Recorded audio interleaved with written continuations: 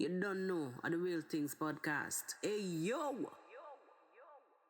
Yes, I. Wagwan people. Blessings and welcome to the real things. Yo.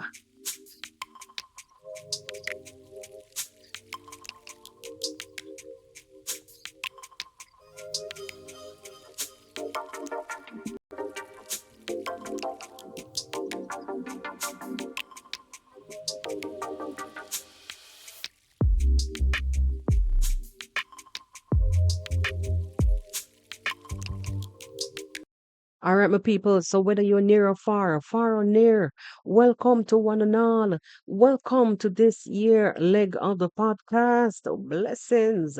Welcome to Mondays. Welcome to Hello Monday. Yes, today's leg of the podcast. Welcome, welcome, welcome.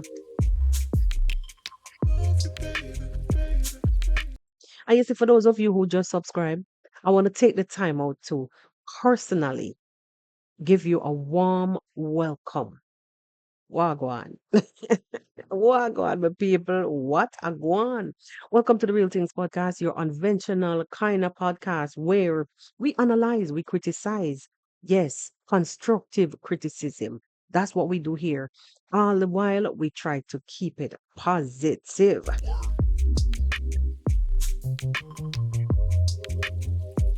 And for those of you who are basically just returning, I know some of you, I know some of you really, really, really um be missing the notification. So I would say for those of you who are just returning, welcome back. Welcome back. Long time no see. Long time no see. Wagwan. Long time no see. Yes, and for those of you who are basically coming across me for the first time, people, I'm getting a little distracted because my princess is suddenly on the phone. Yes. So those of you who are returning again over and over for the umpteenth time, welcome back, welcome back, welcome back. Happy Monday. Happy Monday.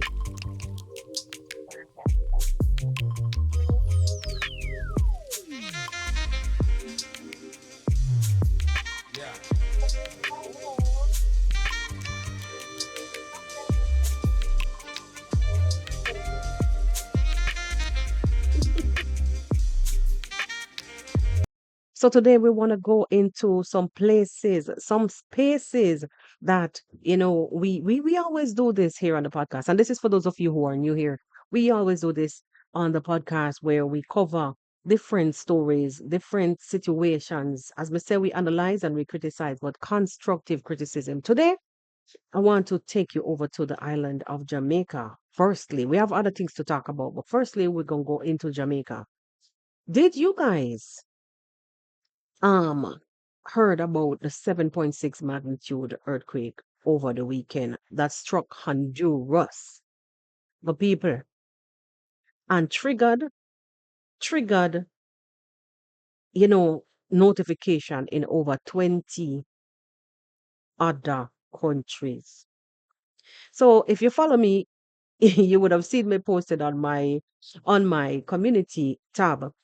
I was following a story on the streets of YouTube about a content creator versus like it was a YouTube war thing.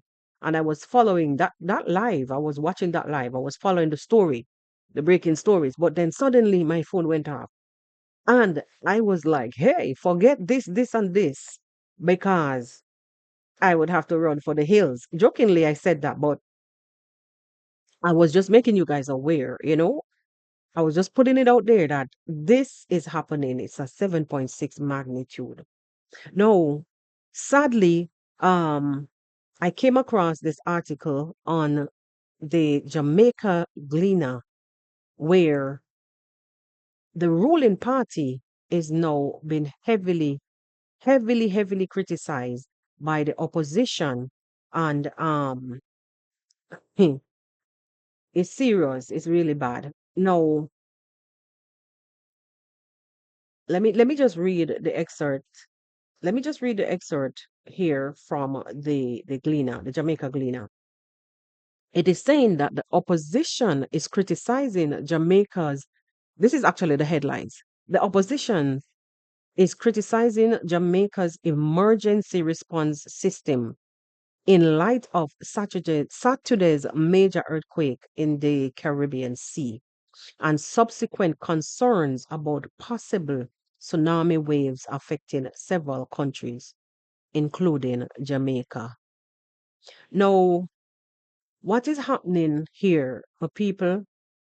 The opposition is basically up in arms about the way how the emergency department, the way how they dealt with this situation during these crucial moments.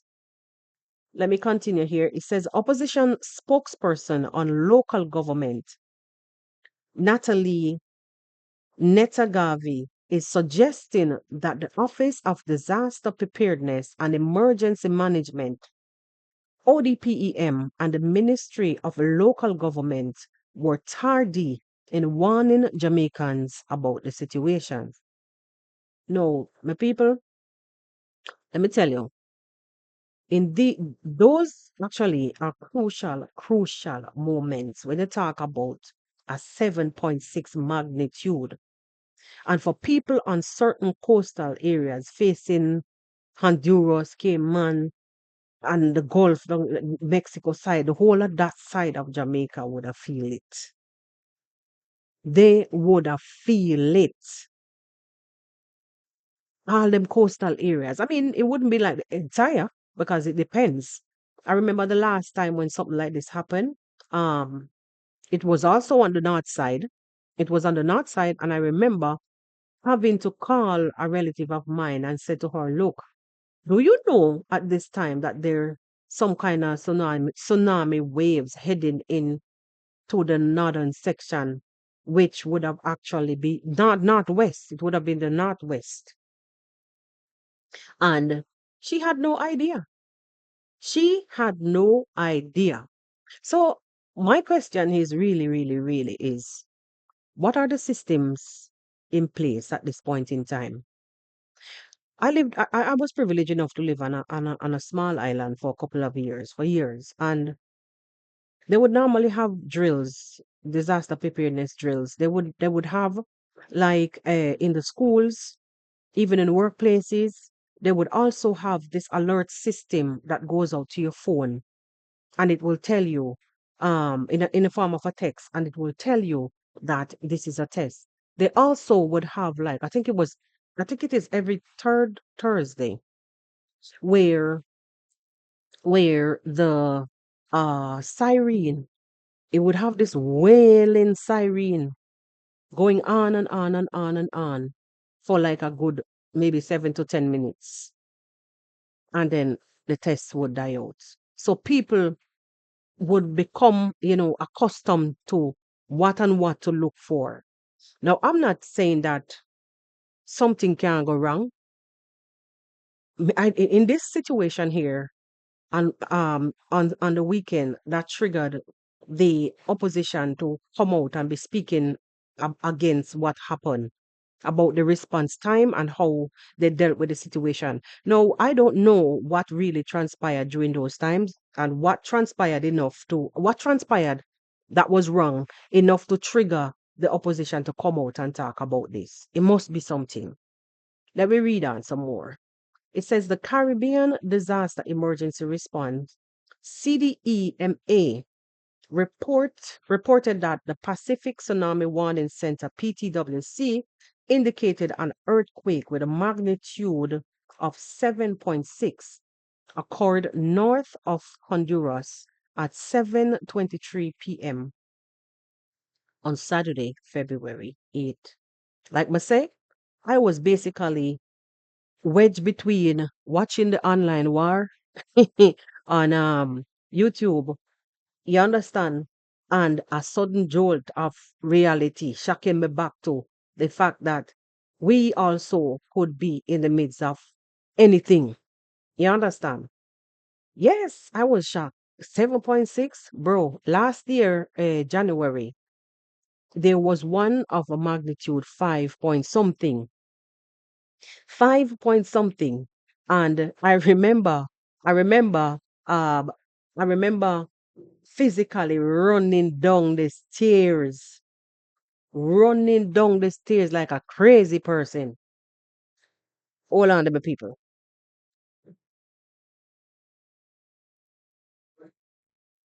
Running down the stairs like a crazy person. And running to catch, running to catch a breath to blouse and skirt before my, like in my head, like the whole top floor was coming down. You understand me? Hold on for me, people.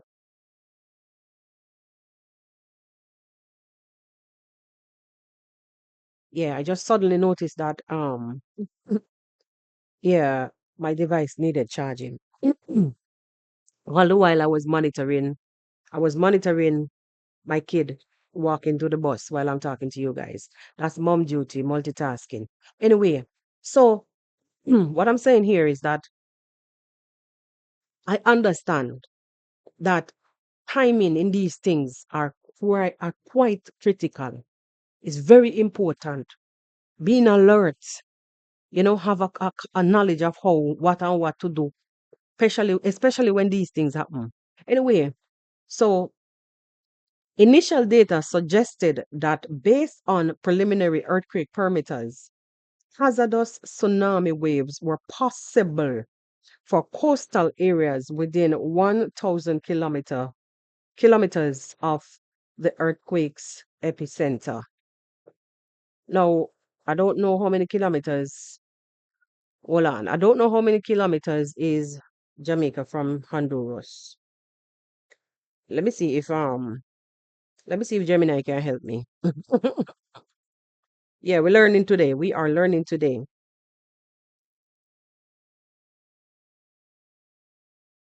How many kilometers is Honduras from Jamaica? The distance between Honduras and Jamaica varies depending on the specific locations you are measuring from. However, some general information can be provided.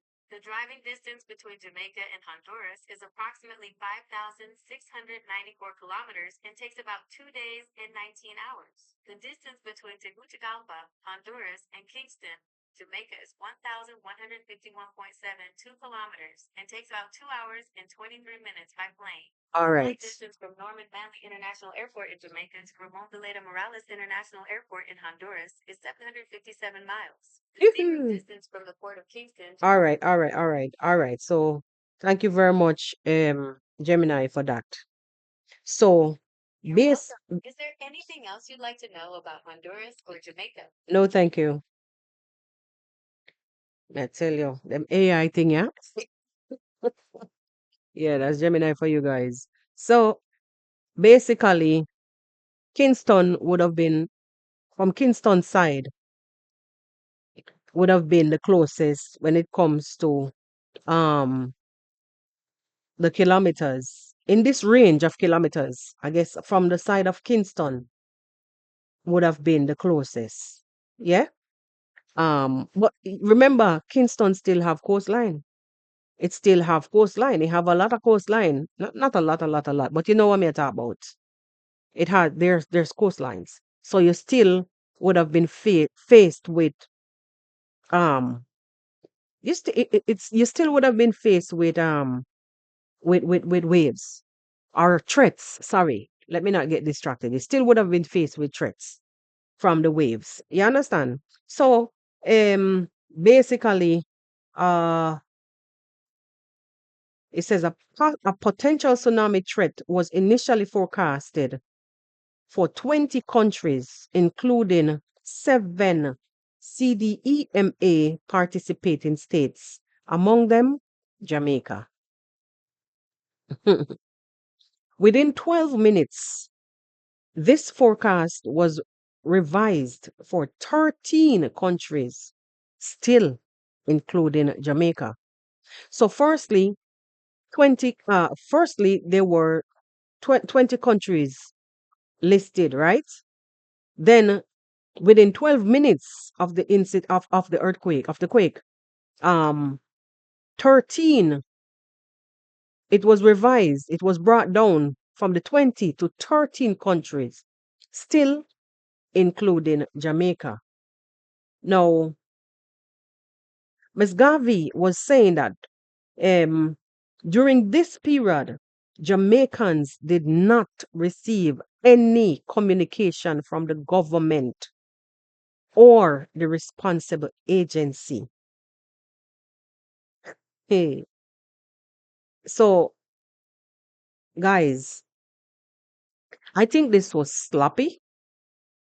I think that um, the agency should be brought out and questioned on this because when you're talking about tsunami, when you talk about a 7.6 magnitude earthquake, remember what happened in Japan? I can never forget. I and many other places, many other countries that was uh, um in that range. Many other countries. I was watching at one point in time. There was somebody who was recording a live from a balcony, and the water in some one of the countries them adjacent to like when the waves went out from Japan. Some one of the countries that was affected during that quake, hmm? And how those people are no longer around today. So this is critical. This is critical. That is just my take on this thing. Let me just continue to read it. So more than 3 hours later, ODPM issued a statement informing the public that although Jamaica was under an advisory for a possible tsunami wave, no tsunami warning was ever issued for the country. With the main areas of concern were Honduras and the Cayman Islands. But here, more than 3 hours later, 3 hours, a whole 3 hours later, you did not inform, there was no warning systems in place for the people them to, at least be alert. There was no alert system. Nothing was triggered to let the people them know, say, boy, just in case, just please know that there's a possibility that we could be hit by a wave or two from a tsunami, which a 7.6 magnitude earthquake that hit Honduras triggered and it's heading to us. It may be a possibility. It's not that you're going to freak out the people, them. It is to educate the public. It's awareness. And public awareness is key in when it comes to disaster management and disasters. Hey, why? And emergencies, rather. So I think that public awareness is key.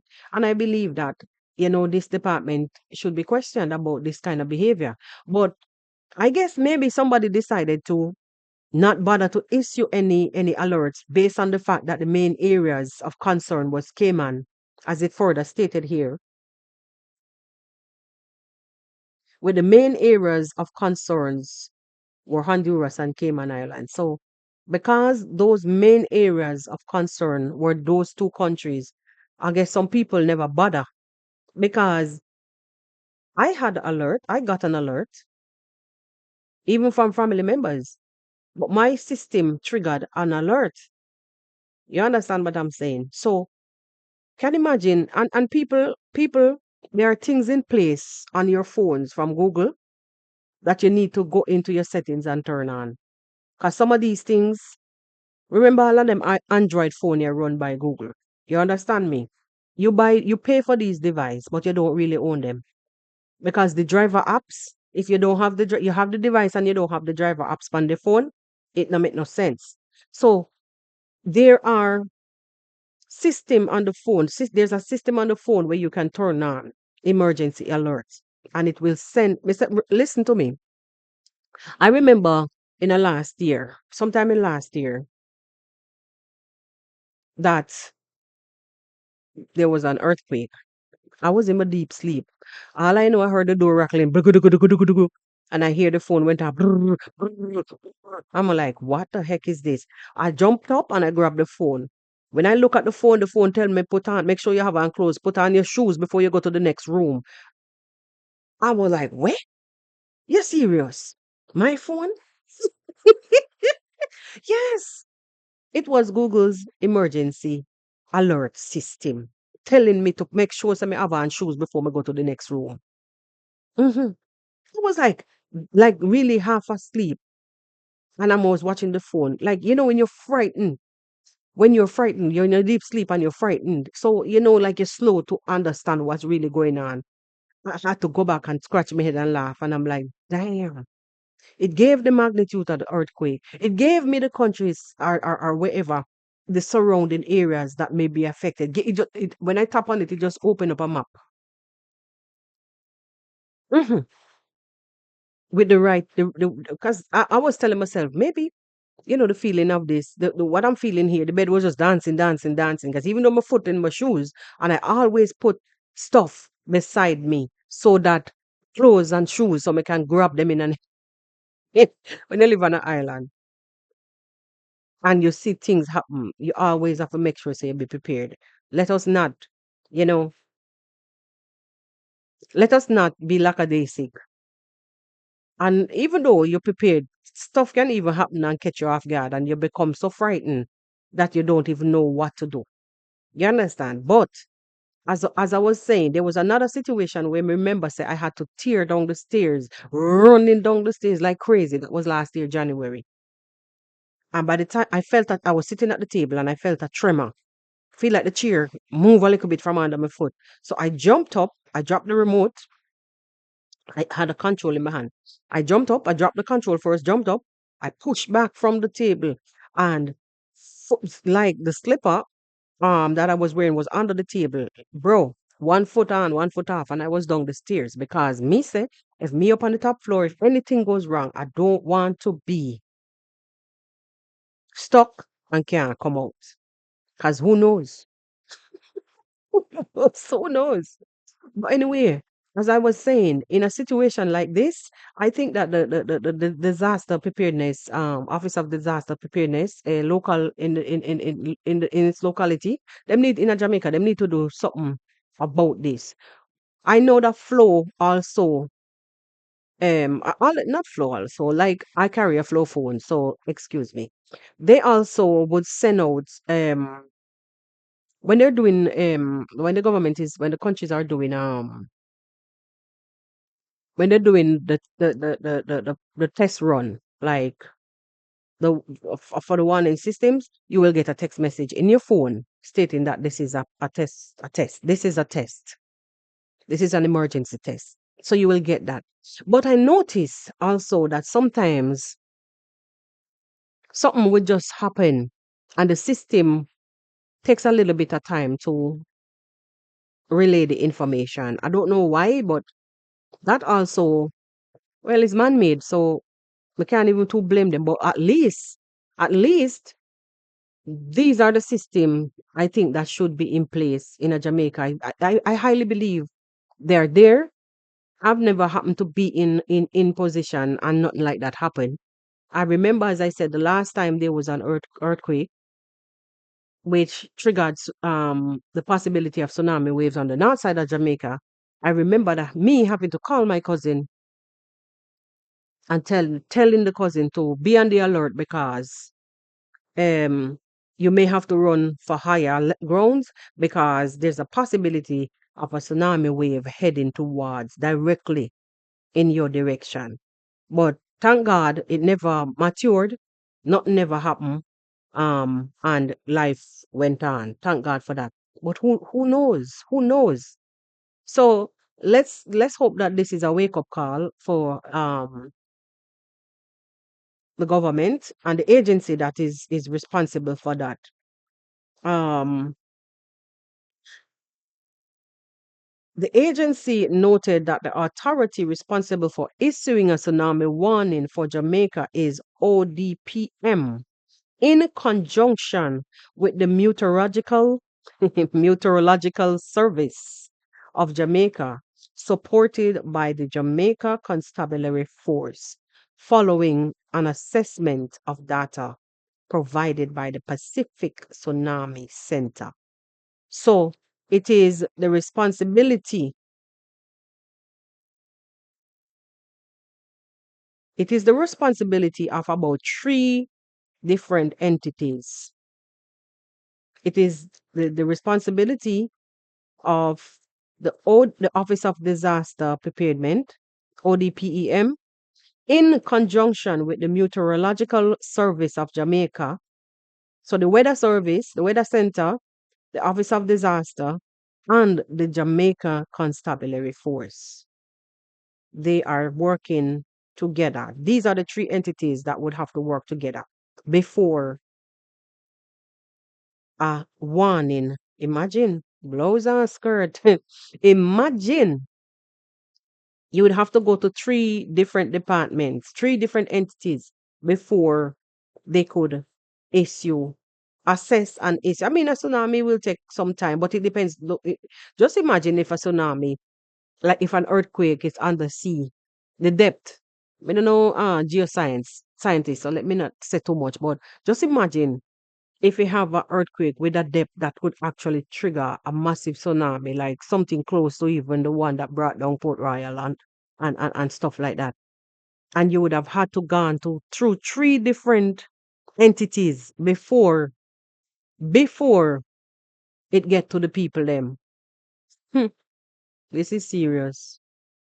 I thought that I understand that these things would have to be in place, really.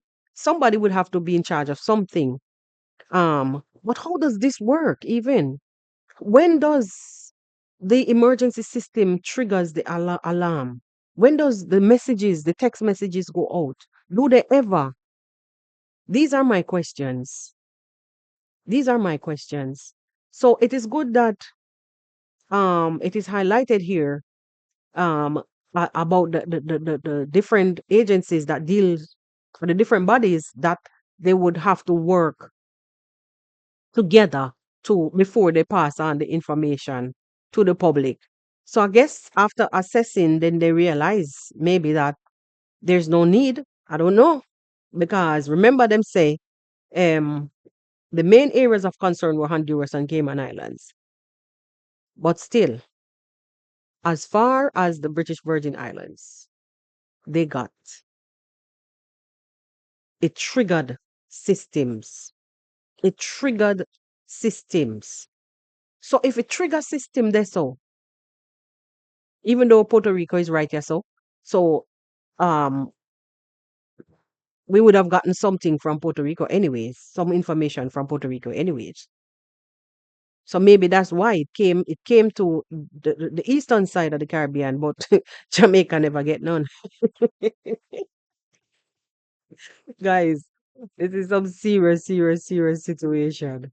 Anyway, in other news, my people, in other news, I want to I want to move away from Jamaica a little bit and go over to Mama Africa.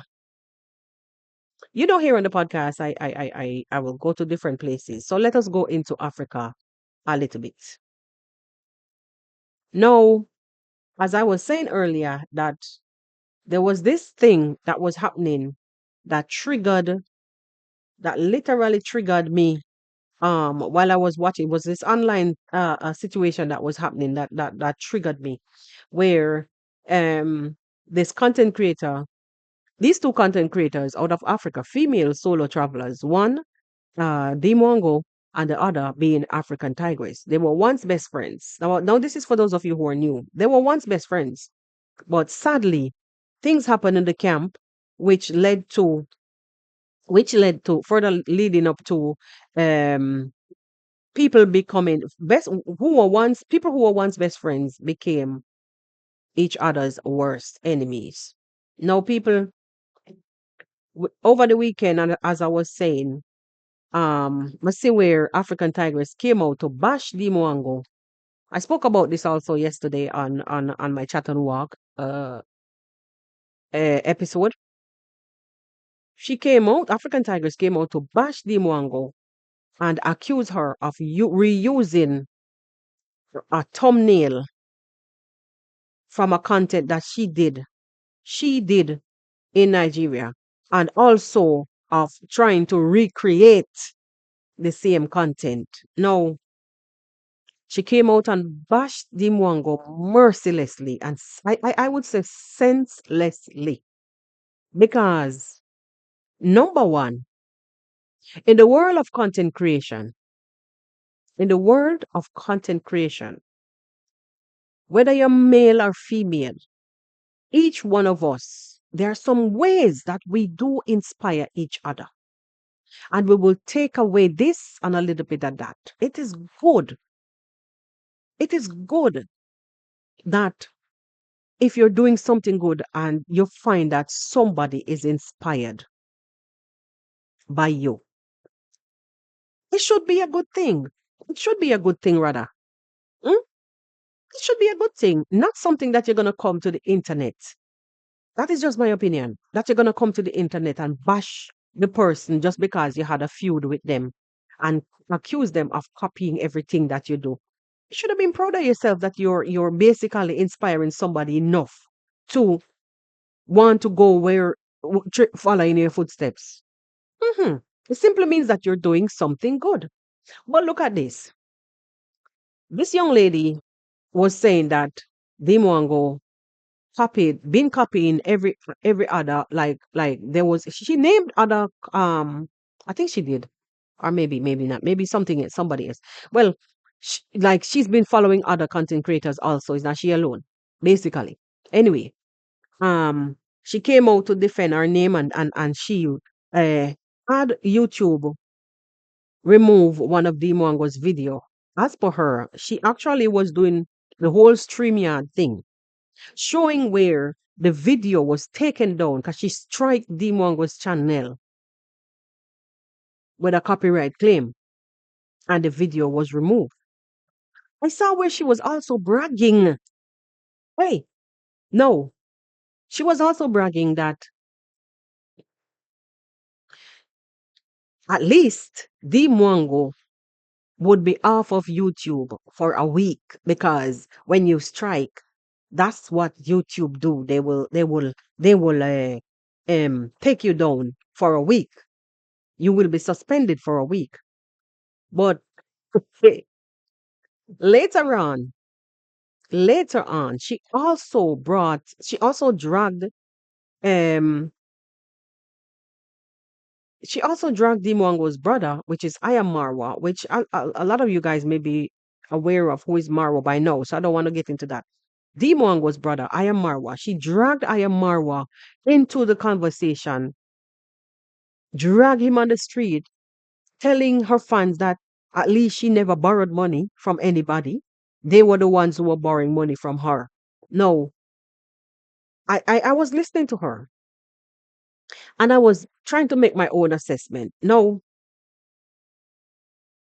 it seems like maybe she heard something else. Something, maybe she heard something. Maybe she heard that Dimongo said something about her or something, and it brought her out. I don't know, but I cannot, for the love of God, comprehend why would you be so bitter about somebody trying to recreate a content that you did in their own unique way, and they have takeaways from yours and recreate. It simply means that this person you're the you're inspiring the person. You're an inspiration to the person. I cannot understand, for the love of God, why would you so bitter the if somebody goes to a market, ask the same questions or similar questions that you may have asked. They're creating content now, and they want to bring awareness to the public about the way how this thing happens in this country, in this region, the cultures. You would have asked questions. They're there asking questions similar or the same. Should that be, my question in this whole thing? Should that be something so bad that it make you come to the public denouncing the the person's family, bringing down the person in some low ways?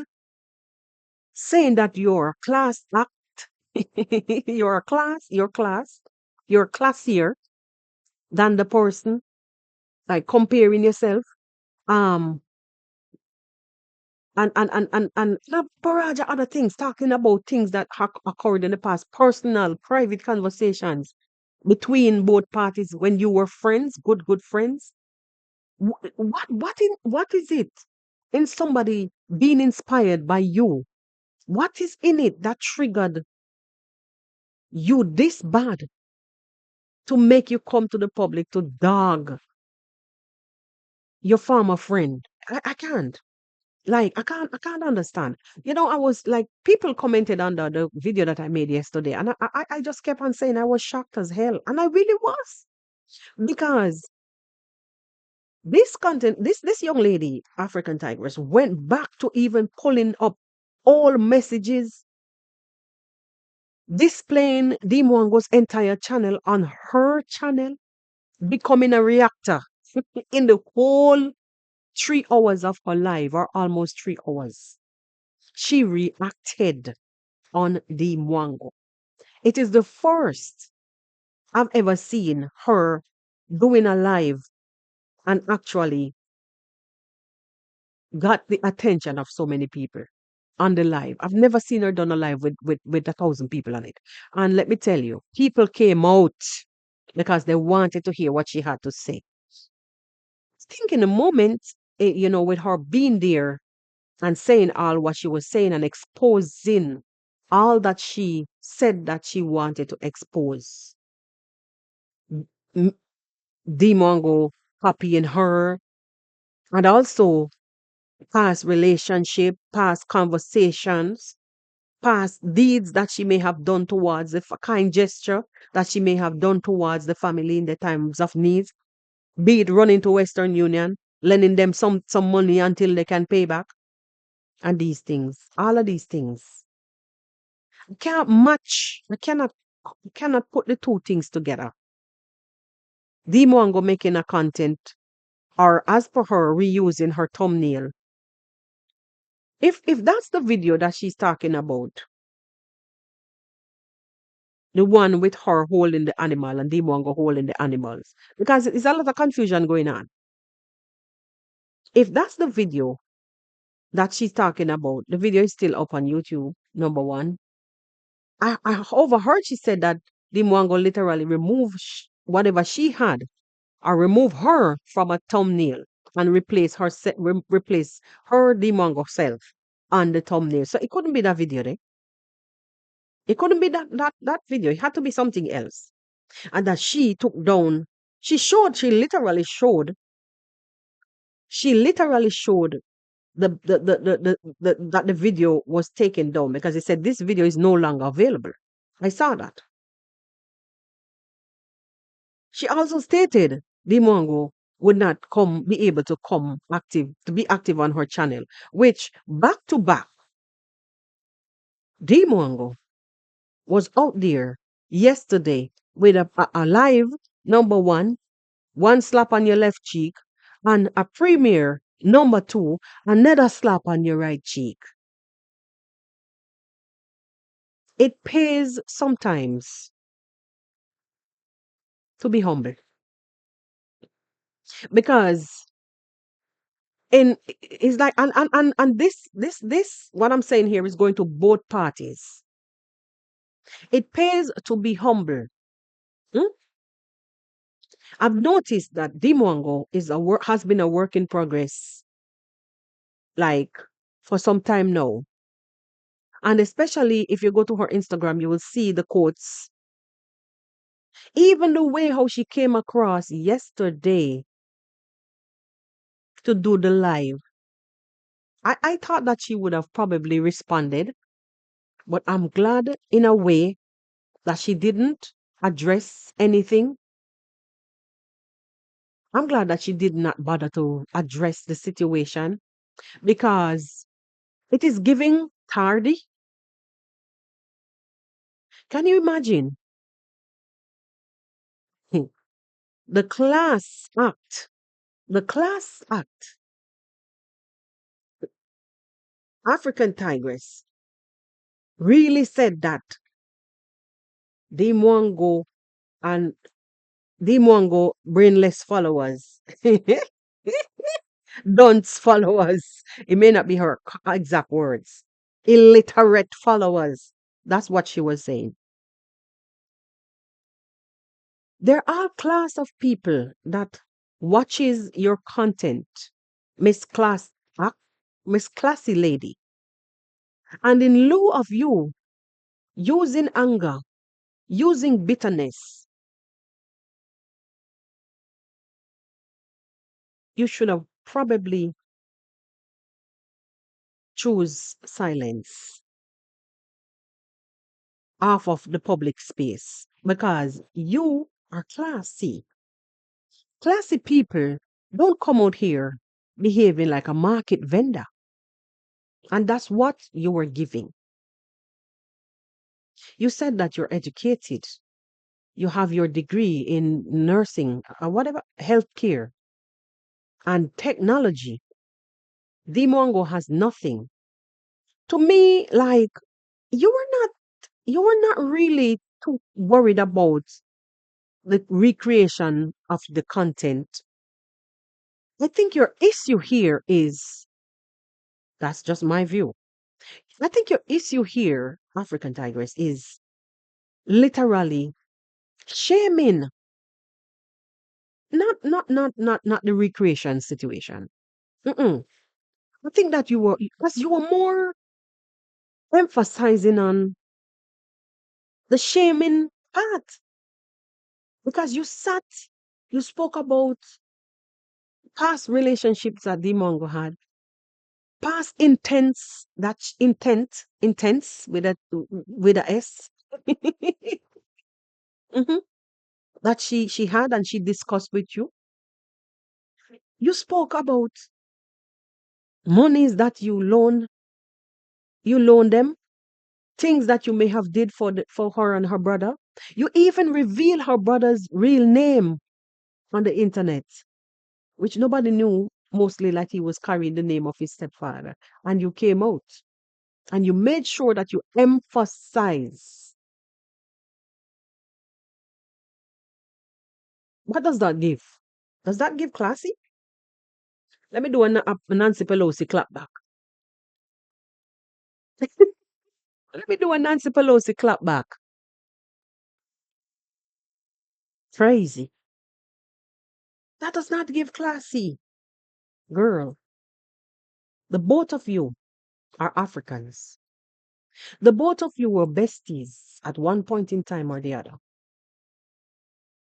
Somebody said yesterday on a comment that you should always remember that your best friend always have another best friend, always have a best friend that you don't know. And this is a perfect example. This in itself is a perfect example of what this person was saying. Because even in the event of the jam tour situation, no, if they were together, if they were in, for instance, let's say for say that they were in a relationship together and things were in place as partners then, romantic partners. Because a lot, what you don't know, African Tigers, is a lot of you will have men, Jamaicans who decide, say, let me speak about my country. You will have men that you get involved with, relationship wise. And when the relationship is no more, they decide that every dime that they spend, they want it back. What if it was a situation like this? What if it was a situation whereby Dimongo stood up and decided she's not giving him back whatever it is because she done work it out. She done work for it. And you wedge yourself between you this, you that, you that, you this. Because you wanted to get back at her. You were so bitter. You discuss Dimongo discuss you the same way. So coming out here to me, this is just my view. When I sat and I analyze the whole situation, You're angry that Deemwango may have would have discussed you with Chirono and the likes. But yet for all, you went as far as almost getting her arrested, getting her bank account placed on hold, hijacked and money taken out by the law. All because of what? Retribution. Don't it? You was so bitter, you still is so bitter that you will still come back out here to resurrect the sleeping dead. I really liked how Dimwango came out yesterday in style. And I'm not here saying that you should sit quiet if anybody trampling on you. Because I could remember where there was some point where Dimongo would have came out. She never said anybody's name. And she was saying that I'm this and I'm that and I had this and this. You remember last year. And then you made sure that you come out. She never said your name. But things were flying around. She knew what you were doing in the background. And she came out and she said what she said. Because she knew what you were doing in the background. And people, these audience that will push things, call names, be suggestive in the comment section, they create a lot of feud. And I'm glad that Dimo I'm gonna bite the bait because I saw the live yesterday. I saw her live yesterday and I'm happy. There were some comments and I'm happy that she didn't bite the bait. I didn't watch the live and it's like from the beginning. But I'm happy that she did not bite the bait and fall for no trap. Because I feel like after that little brand deal thing, after that trip to America and that Atita thing, I honestly believe that you were boiling. And so even in your rant, 3 hour rant, you said clearly that Atita should not have mentioned you, addressed you. And I was listening to you and the way how you were speaking. And I'm saying, is this the same person that I see Atita came to the airport in the video and pick up?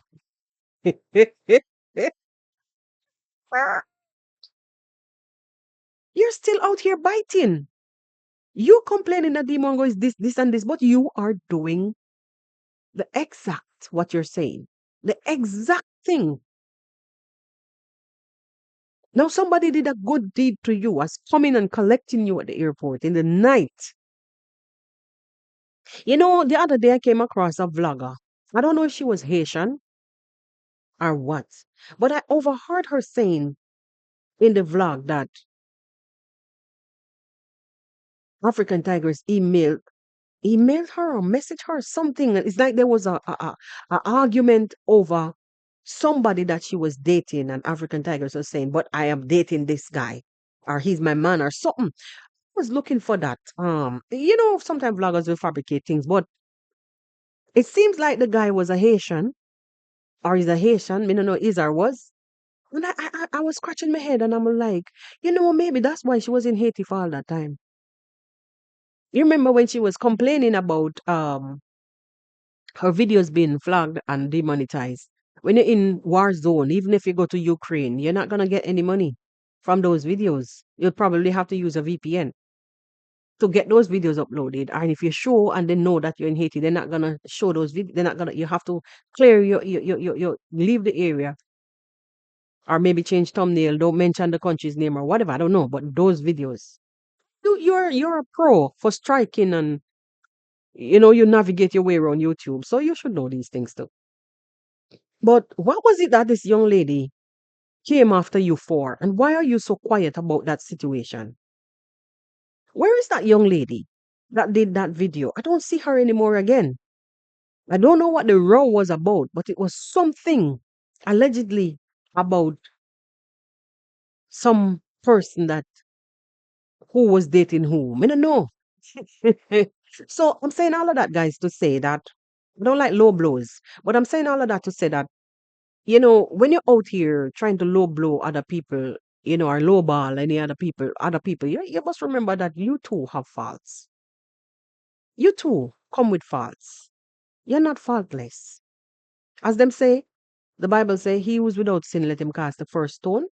That is the situation. So, girl, just chill. Just chill.